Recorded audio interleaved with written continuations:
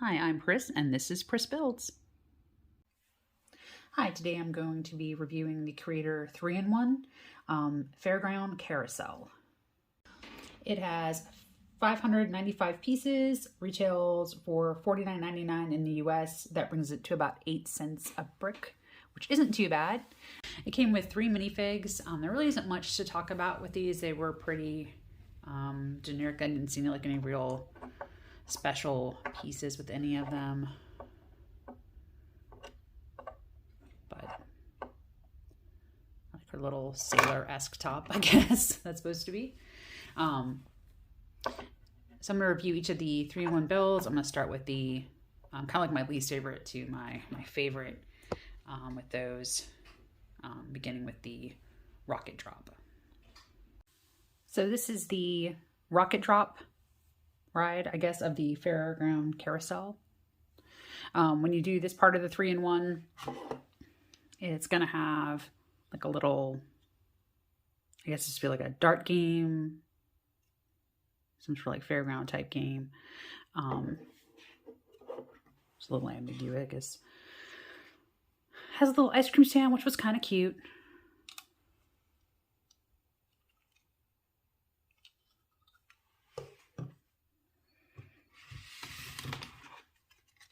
And then the actual like rocket drop ride.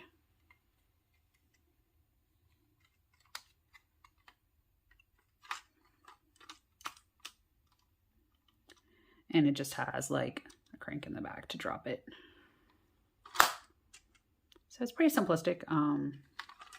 It's not a whole lot to it. It is kind of nice that it does have that little fun little play feature. You can do the drop. It's got some lively colors. But out of like the 3-in-1 build, this was definitely not my favorite. And you can see that it had a lot of extra pieces left over from this portion of the build. So this is like the little mini Ferris wheel part of the 3-in-1 for the amusement fairground. It's a pretty simplistic build. There is a little ticket area, little turnstile for them to walk through. And it does have a feature where you can make them go round and round. I mean, the colors are kind of fun and bright. You only have 3 minifigs, and one of them is like one of the weird little kid minifigs. Not that they're weird, but their legs don't bend, so they can't really sit properly in the seat. So if you put her in here, then she's standing up. I don't know what regulation that violates. I don't know if that's OSHA or something, but that doesn't feel safe. Not a proper way to ride a ride. And there's no lap bars, or harnesses or anything. It's same thing with the rocket drop for this set. Safety is not a feature apparently in this 3-in-1 build. And like the rocket, there is a lot of pieces left over when completing this section of the 3-in-1, which I think is kind of becoming apparent that the main UFO kind of whirly ride is like really the main build, and these two do really feel like an afterthought, comparatively speaking. So my favorite out of the 3-in-1 builds was what I'm going to call the main build of this set, which was the UFO. I guess it's like a swing ride, maybe?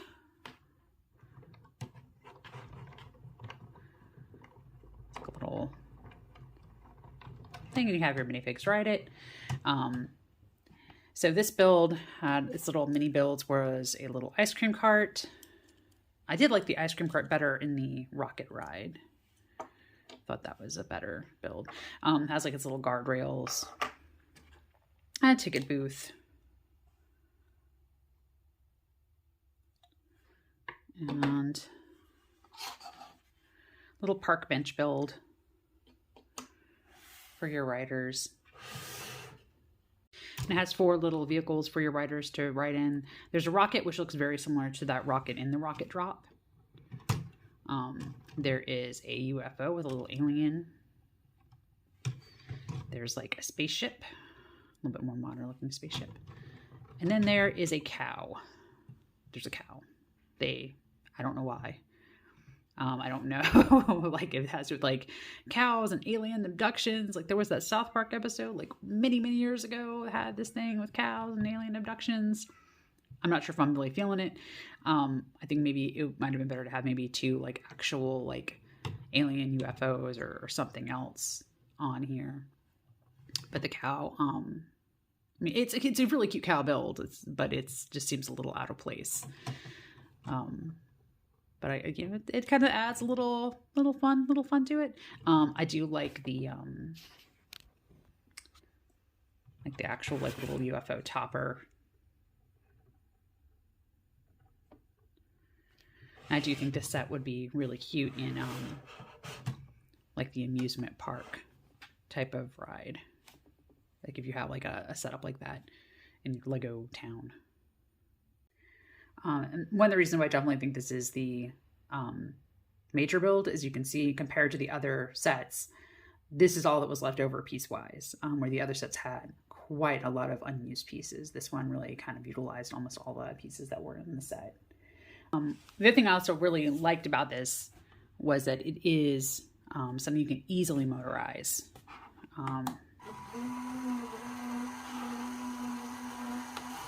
So if you wanted to, you can have it running. It's much easier to make it look a lot more exciting motorized than it is by hand cranking. Let's turn you off.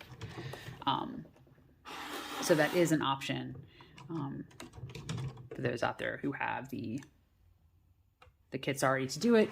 You can do it pretty inexpensively, depending on if you can find like the cheaper battery packs and motors.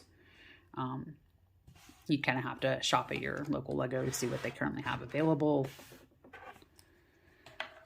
Like I think you can get both for about $25, depending on what's in stock. So it's very easy to motorize. I do really like this one. This is the build I was buying it for. Like I kind of knew just by looking at the box that the other 2 builds were going to be on the light side, and they were very very light in comparison.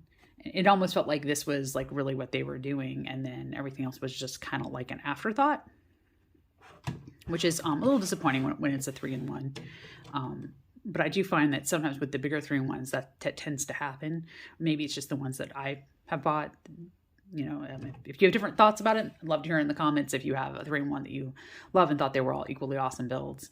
But I kind of find like with the ones that once you kind of get to the $50 to $100 range, they tend to be very centered on one particular build. Like this almost felt like it belonged with like they were starting to build something bigger to kind of go along in the Ferris wheel and carousel and like the bigger pieces for the amusement park, but they ended up taking a step back and only doing something minimal. Again, there's a cow. I don't understand that. Really would love to know what's going on with that cow. It does have stickers for these mirrored pieces, which I always prefer printed bricks, but it was only 4 of them. I didn't really mind it. But I think it's a worthwhile build. I would definitely, like, if you're going to do all 3, I would save this one for last, because once you get this built, you're not going to want to disassemble probably as much to build the other ones. So this is like rated for like ages 8 and up. So with that in mind, when I was younger, I didn't mind taking apart my Lego as much as I do now. So I kind of think that maybe as like, if I was a younger person, I really wouldn't mind like doing the disassembling and reassembling as much as where I am now, where I generally like have it built and I don't usually disassemble unless I'm literally breaking apart for pieces or something. So that's just me. But I really like this. I like the colors. I thought it was nice. I like the little sub builds. I thought the cars were cute. I think I might prefer the little Friends Octopus one to this one, if you saw my review on that, just because I thought it was an even cuter build. It was very super adorable. The only issue was you couldn't power it, and without quite a bit of work with the base, I kind of wish they had done the same sort of structure as they did with this one. But I'm willing to bet you could take this same structure idea and apply it to that. So you learn from your builds how to have better Legos in your Lego world. But overall, I like it. I do think it was a fun ride. It's a fun build. Yep. So I'm Pris, and I built this.